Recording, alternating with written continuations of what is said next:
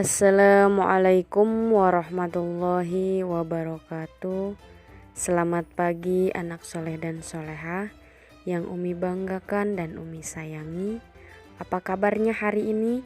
Mudah-mudahan kita semua selalu diberikan kesehatan oleh Allah Subhanahu wa Ta'ala. Amin amin ya robbal alamin.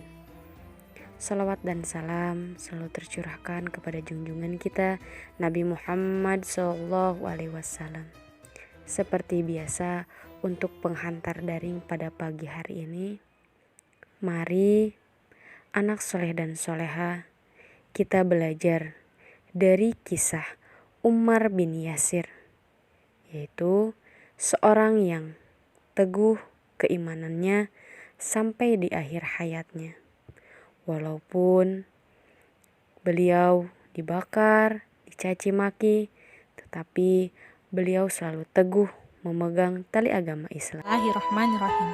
Yasir bin Amir merupakan pemuda dari Yaman yang berangkat ke Mekah dan dia pergi ke sana untuk mencari saudaranya. Dia merasa cocok tinggal di Mekah. Kemudian dia bersahabat dengan Abu Huzaifah ibnul Mughirah, seorang ahli gaib. Abu Huzaifah senang bersahabat dengan Yasir.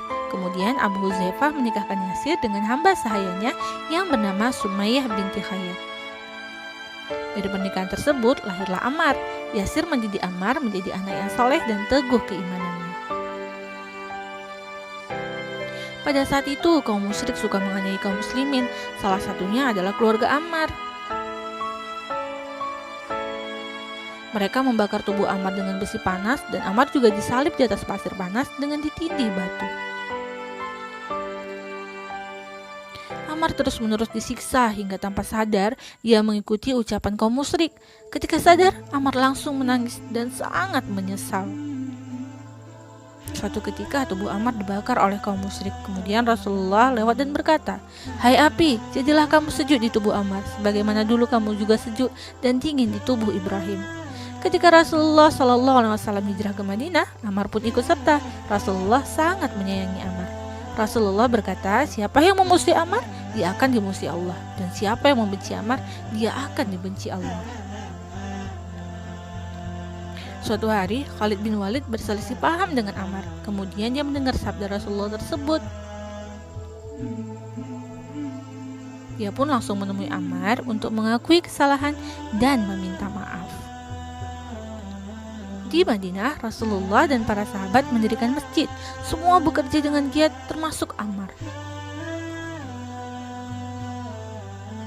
Ketika Ammar sedang mengangkat batu besar, Rasulullah SAW mendekatinya. "Wahai Ibnu Sumayyah, kau akan dibunuh oleh golongan pendurhaka," ucap Rasulullah. Ammar percaya dengan ucapan Rasulullah tersebut. Dia pun semakin memperkuat dan mempertebal keimanannya.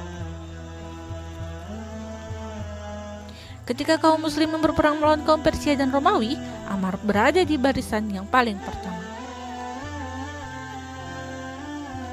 Ketika Umar menjadi khalifah, dia mengangkat Ammar sebagai wali negeri Kufah.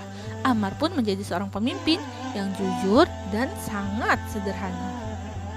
Walaupun sudah menjadi seorang wali negeri, Ammar tetap membeli sayuran di pasar. Dia juga mengikat dan memikulnya sendiri. "Hai yang telinganya putus," suruh seorang yang menghina Ammar. Ammar hanya tersenyum sambil menjawab, "Yang kamu cela itu adalah telingaku yang terbaik." Begitulah kata Ammar.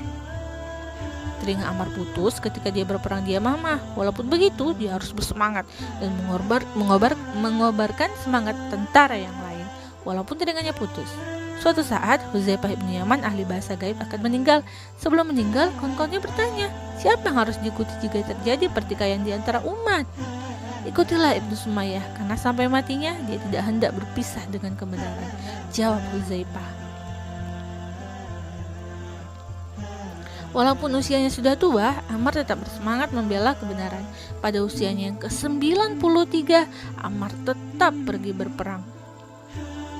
Sesuai dengan perkataan Rasulullah SAW, Ammar gugur sebagai syuhada di tangan para pendurhaka pada saat perang. Anak soleh dan solehah, dari kisah Ummar bin Yasir ada banyak pembelajaran yang bisa kita ambil.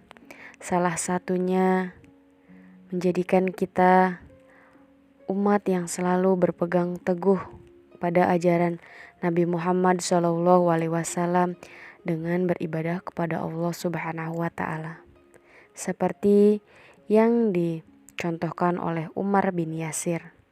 Beliau berpegang teguh keimanannya sampai akhir hayatnya. Semoga kita juga tergolong umat yang selalu berpegang teguh pada agama Islam. Anak soleh dan solehah selalu semangat belajar di rumah, dan mudah-mudahan kita semua selalu diberikan kesehatan oleh Allah Subhanahu wa Ta'ala.